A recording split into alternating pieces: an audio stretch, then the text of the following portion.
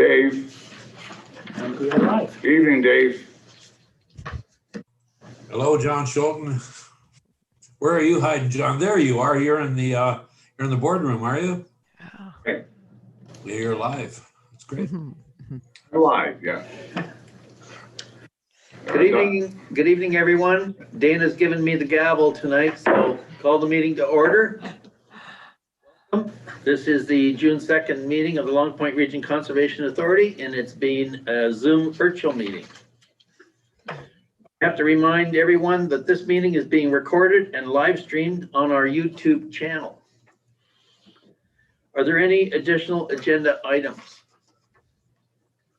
Don't see any hands up for that. Any declaration of conflict of interest?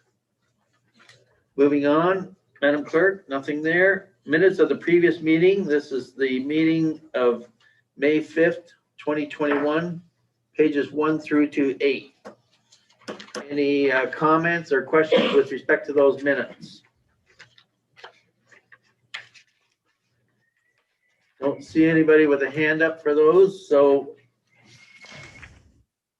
I do have a motion that reads, move that the minutes of the LPRCA Board of Directors meeting held May 5th, 2021 be adopted as circulated. A mover is Peter and Ian.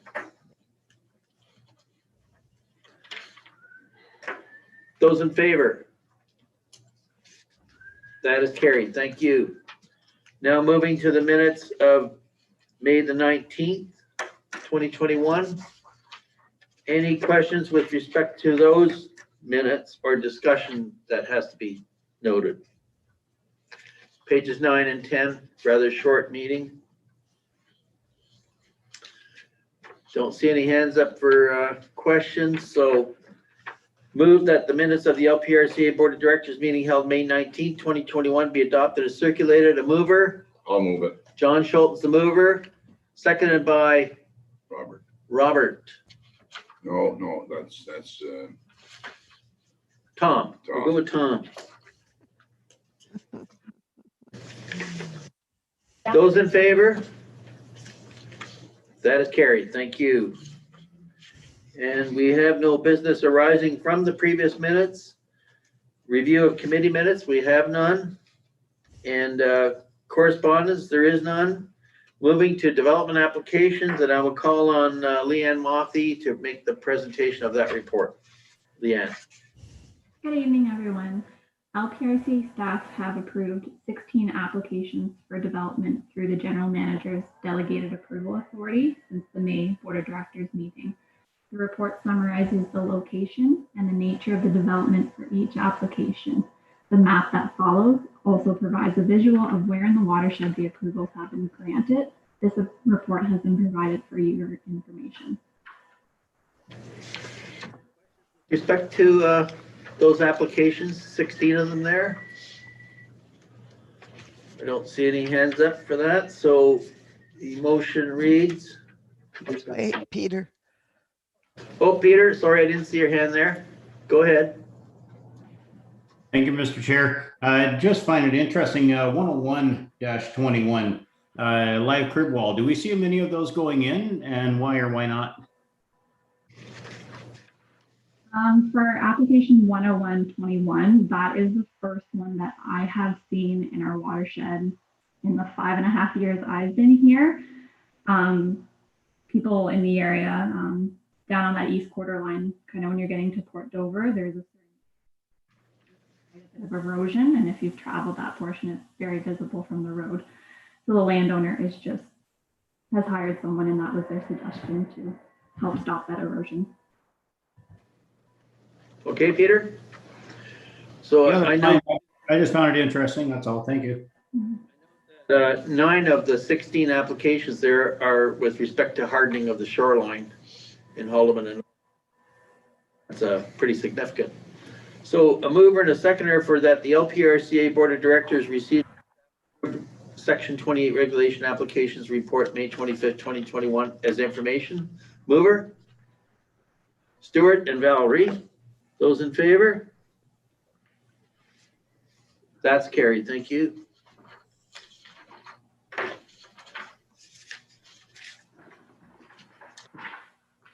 Now we'll go to the new applications. Leanne, pages 18 through to 20. LPRCA staff are recommending approval of 3 permit applications. The applications include 3 new residential dwellings. One is located in Port Dover in the Flat Creek Condos approved subdivision. One is located west of Port Dover along the Lake Erie shoreline, and the final application is located in Van, just north of Eden on Plank Road. Staff are seeking approval for these 3 applications. Okay, any questions with respect to those applications? Comment? Okay, mover and a seconder for that the LPRCA Board of Directors approves the Section 28 regulation applications as per the staff report dated June 1st, 2021. Mover, Peter, seconded by Dave. Those in favor?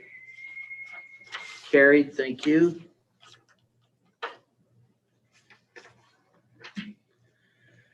And we'll move on to new business. We'll start with the general manager's report. I'll call on Judy Maxwell. Judy? Thank you, Mr. Chair. So in the report, I indicated that seasonal camping opened on May 1st, and we are at 362 seasonal campsites at our 5 campgrounds. There's 19 applications in the hopper that are being processed and waiting for different pieces of information from the campers. We have approximately 18 sites left to sell of our current inventory for seasonal campsites. Unfortunately, we haven't been able to open the overnight camping. We do have quite a few reservations for overnight camping, and it's tentatively set to open on June 14th if stage 1 is approved. Then today, I guess there was some information released that there may be an earlier date. Zach watched the press release, and so we're ready to go whenever we get the word, and hopefully it is a little earlier because we're only going to cancel reservations up to June 8th right now, hoping that maybe the date earlies up. You heard from Leanne Moffey. She is stepped in to be the interim watershed manager while Ben is on a leave of absence. And we have been very busy in the planning area, and we are looking to backfill with the contract planner while Leanne's filling the role of interim manager. So that's all I have to report right now. Any questions for Judy or comments? Don't see any hands up, so Just a question. yes, go ahead, John. Through you, Mr. Chair. Judy, the aerial spray for the gypsy moths, like what kind of coverage is that? Like how big an area is that? So I think we contracted for 1,125 acres approximately. Okay, Yeah. big area. Big area, and the first spray was completed. The second application, of course, it's weather dependent and wind, so Yeah. it will be happening soon. Okay, So thank you. Okay, the motion reads that the LPRCA Board of Directors receives the general manager's report for May 2021 as information. The mover, Dave Barris, seconded by Tom. Those in favor? Carried, thank you. Mr. Chairman, can we back up for a second? That's Dave. Yes. Go ahead. You asked for questions from Judy, and sorry, I was asleep at the wheel there. If I may, sir, through you to Judy, you mentioned that we have an interim contract person doing the planning. Is this a contracting firm, or is it an individual or a trainee, or can you maybe enlighten us? We don't need names, but who's doing the planning now? we have posted the position. It's a 12-month contract, up to 12 months contract position. So it'd be full-time contract. Okay, all right. No, that answers my question. Thank you. Good. I'm sorry, I should have chimed in there a little earlier. Thank you. Next item is the update on the regulatory proposals. This is the phase 1 under the Conservation Authorities Act. I'll call on Judy to give it. Thank you, Ms. So this is a lot of information, but we thought we would include it in the package tonight. So this is about the proposal for under the Conservation Authority Act. So this is the next proposed regulation they're looking to implement. So it's been posted on the Environmental Bill of Rights Registry as a regulatory proposal consultation guide, and it's open for comments for 45 days until June 27th, 2021. So the report here tonight is just to give you a high-level overview, and the conservation consultation guide is attached. So there has been information webinars, and I did flip that out to the board members to see if there was any interest for the June 1st one that was put on by MECP and MNRF staff. Staff have attended here, and I think there's been some counselors also attend, and I think Mike attended a session with Conservation Ontario.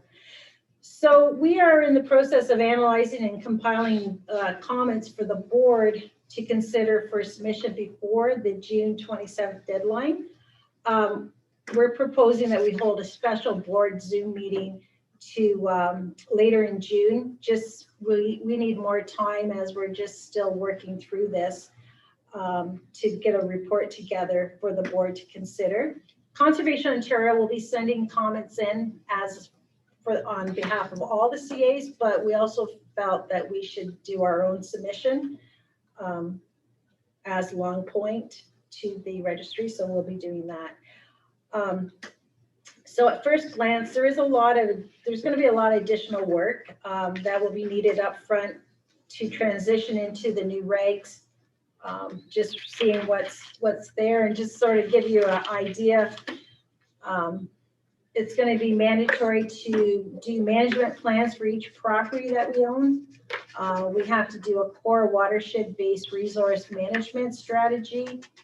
We have to do a CA inventory of services and programs by the end of 2021, and also a transition plan. Part of that will be also looking at different municipal agreements that we have and that we will need, depending on what services continue and programs. And also there's a question mark about community advisory boards that are going to apparently right now look to be mandatory. So that looks like it will take a lot of time to manage and put together, but that is something that was in the regs. So I think it is something that the minister wants. So probably it will happen. It will come down to how we're going to manage it and be able to implement it with our current resources. So those are just some items, but I wanted to provide you the information and that you have a chance to read it. And then if you have any specific comments, we'll have another meeting and we can incorporate your comments into a document to go up registered from Long Point. So that's all I have tonight, Mr. Chair. Any questions to Judy at this time, being that we are going to be discussing this later in the month? But if you have any questions, quite a long document. I can tell you that I attended the webinar with 34 other chairs of the Conservation Authority, and there was only 2 missing from across the province. And there was a lot of discussion and concern about the fact that we have to have municipal agreements with every municipality with the properties that we have in the watershed. So one particular municipality had one particular watershed actually had 11 different municipalities that they serve. So it found that it's going to be pretty burdensome to meet some of these deadlines was the issue that a lot of the CA chairs had. And the other thing that created quite a stir was the fact that you need these community advisory groups to sit as a separate advisory group to the Conservation Authority Board of Directors. And a lot of CAs question the need for that. Seems like a duplication, and sometimes you could end up with somebody on the advisory group who could be an overly aggressive environmentalist who may create a lot of conflicts within the board between the advisory committee and the CA board actually. So those are some of the things that came out of it. And there wasn't much appetite to change things at this time, but they're looking for more input. So hopefully that'll come about. Anything further? Okay, there's a, yes, John, go ahead. To me, when I hear and listen to these statements from Judy and yourself and from the other CA chairs, it sounds to me like we would be looking for more resources to accomplish all these requests. Therefore, I can see that it's going to cost us money for extra people. I certainly agree with you, and so do many of the other chairs across the province. So if there's no further questions or discussion, I'll move to seconder that the LPRCA Board of Directors receives the update on regulatory proposal phase 1 under the Conservation Authorities Act as information. Moved by Valerie and seconded by Ian. Those in favor? That is carried. Thank you.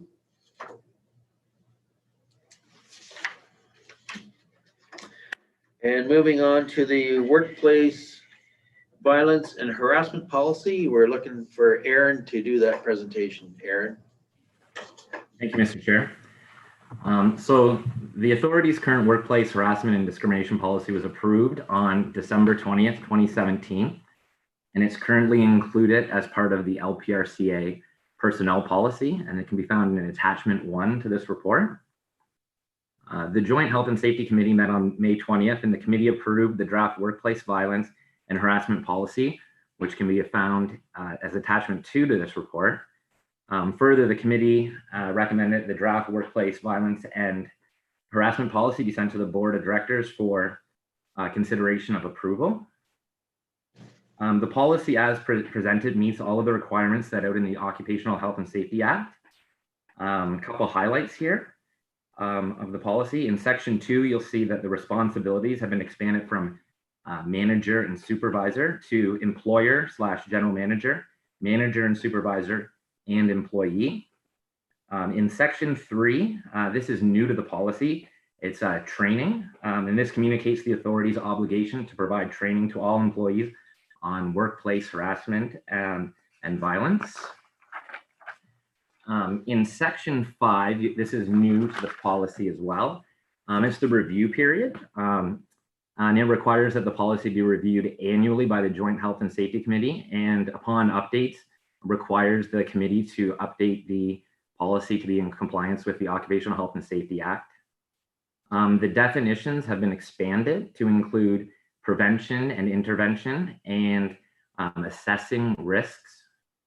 Lastly, at the May 20th meeting, the Joint Health and Safety Committee approved the use of the workplace violence or harassment complaint form, which you'll find in attachment 3.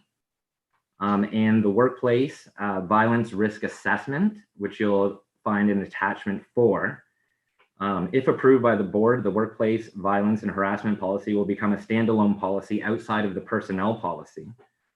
If the members have any questions, I'd be glad to take them now. Thank you, Aaron. Open for questions. Don't see any hands up there for questions or comments. No? Okay, Ian, go ahead. You're our HR guy.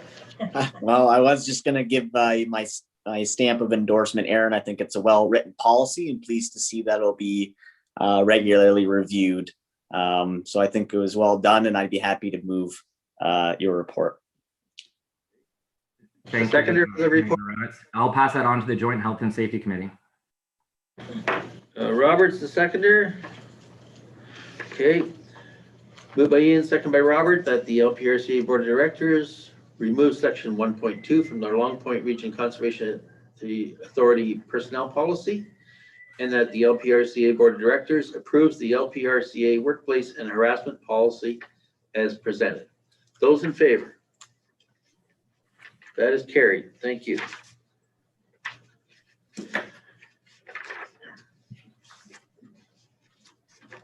And next, we've got the personnel policy update by Aaron again. Thank you, Aaron. Thank you. So the LPRCA personal policy update is referring to section 17 of the LPRCA personnel policy. It was approved on February 4th, 2015. And it's attached in as attachment 1 to this report. The draft policy sick leave has been reformatted and divided into the following sections. There's a purpose section, a policy section, and a procedure section. We did make some additions to the policy, and that can be found in section 1 under the purpose. Then another addition has been added in the policy section 2G. And in the statement, we've added, in the event of an extraordinary circumstances, the board at its discretion may extend unearned sick benefit to an employee to bridge the gap between two LTD benefits. We did have to remove a couple sections of our policy as they're outdated and not in compliance with current legislation. And you can find those in section H and I, and they specifically refer to use of sick time and going on to an employment insurance sick benefit, which is no longer in legislation. And then we did have to revise one of our other sections of the policy, which can be found in section 3B of the updated policy. And this is regarding the requirement of a sick note in the province of Ontario. They removed wording around this, and we have implemented wording to require a doctor's certificate in the event of an extended leave of absence due to illness or injury. Outside of that, there has not been any major update to our sick policy as presented. I'd be glad to take any questions if the members have any. Thank you, Aaron. Any questions for Aaron on this particular report? Okay, I don't see any hands up there. So I think, John, are you the mover here? Yes. Seconded by Dave Bears. Those in favor of this recommendation that the LPRCA Board of Directors approves the LPRCA personnel policy 17.0 sick leave update as presented. Those in favor? That is carried. Thank you. I'll sign it here. So that concludes our new business, and we'll move on to closed session here. Zach, what's can you shut down and let us know when you're ready to go?